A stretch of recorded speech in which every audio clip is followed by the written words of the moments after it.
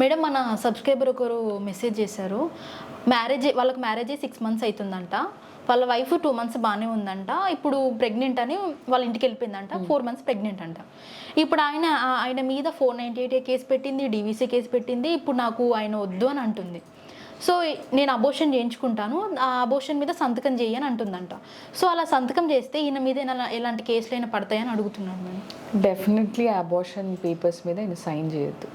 Medical termination of pregnancy act అనే ఒకటి ఉంది. ఇప్పుడు ఆల్రెడీ ఈయన పైన 498 కేసు డీవీసీ కేసు పెట్టింది. ఆ తర్వాత ఇంకో క్రిమినల్ కేసు ఆవిడ ఆయన మీద పెట్టద్దు అనడానికి మనకేం తెలీదు. She may file.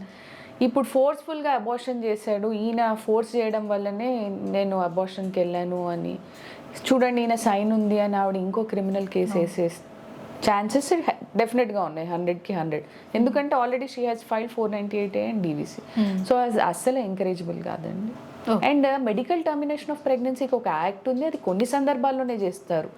ఓకే, ఇప్పుడు ఆల్రెడీ మీరు 4 months అయిపోయింది అని అంటున్నారు.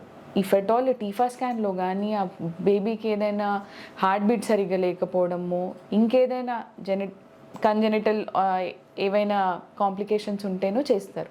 అంతే తప్ప ఇష్టానుసారము తల్లికి రిస్క్ ఉన్న సందర్భాల్లో ఈ టైంలో ఏదైతే టర్మినేషన్ కరెక్ట్ కాదు అనుకున్నప్పుడు డెఫినెట్లీ డాక్టర్స్ కూడా ఎంకరేజ్ చేయరు. And this is not at all encourageable.